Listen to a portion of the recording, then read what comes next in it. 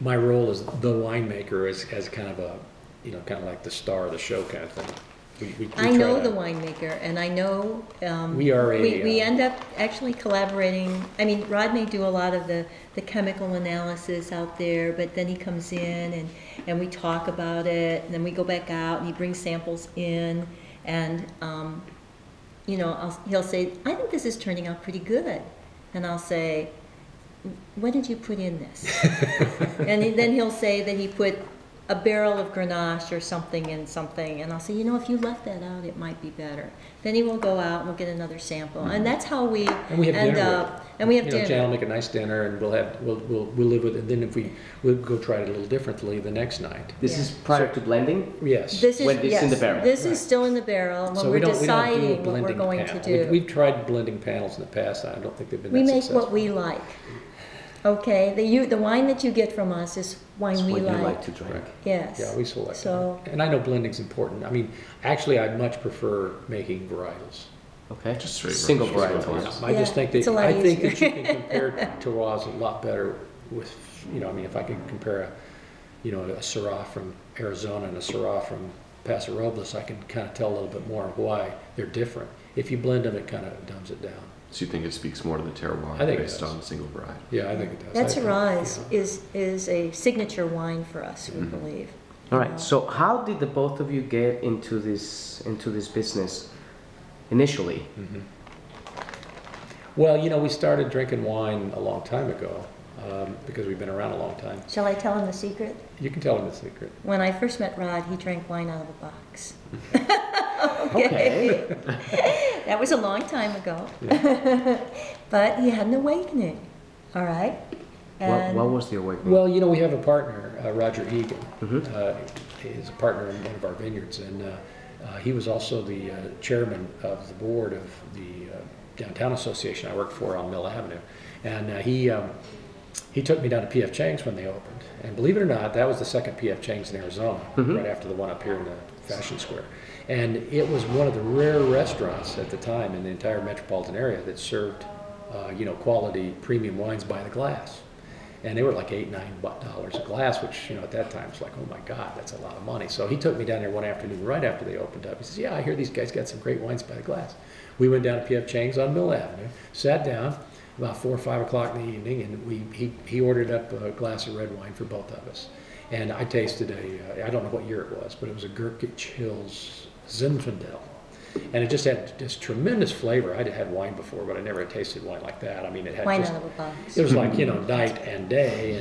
And so, you know, I thought, wow, this is really great. And the more I thought about it over the next few days, and we talked about wine, and Roger had been in the restaurant business over in California for many years, and he'd had a big wine restaurant, a couple big wine restaurants where they sold a lot of wine, and he was pretty integrated with the wine industry in Napa in Northern California back in the 60s and 70s. That's how far he goes back, which when it was just getting started. Yeah. So he kind of told me how that was at that time.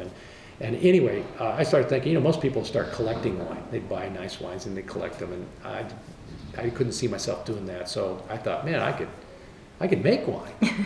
So I started making. Wait, you went from having this epiphany Tasting with the one Gurkich glass. Hills Zinfandel Right. to not, I'm going to continue my journey on tasting new wines, but you just went straight to the jugular. You went straight to the... No, we went to the garage. Yeah. Okay, we made wine in the garage. And, At home, in at Tempe. home. And Rod started out with the kits, and they weren't so good.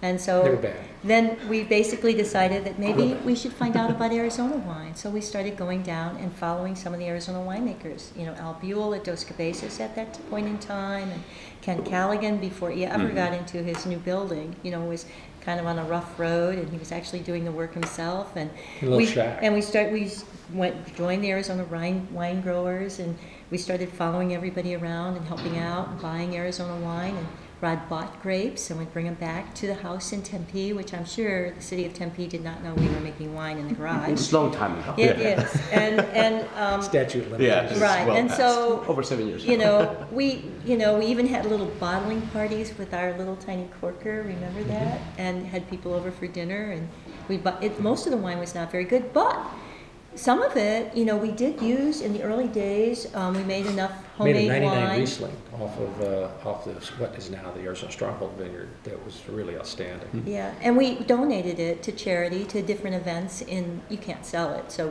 you know, they used it at their events, and people loved it and drank it right down. So we thought, gosh, this is exciting. So what? And Rod wanted to grow something when we retired, and I've never been a farmer, so I didn't know if we found this property in the year 2000, and it's in the middle of nowhere, 45 minutes to the grocery store. And I told Rod, I'm not sure I could live there. So I said, there's a bed and breakfast right there. Let's go down there. So we did. Happened to be friends of ours that own it, John and Julia Kirk at the Dreamcatcher. And Julia is from French Algeria, is where she grew up. Wonderful cook.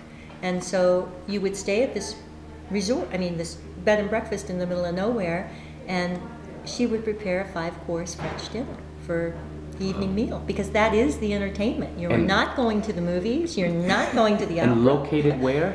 This is about a mile from where where we are. And so I thought, if she can do that in the middle of nowhere, I guess, I could find things to cook and do things. Yeah. So we continued down our journey.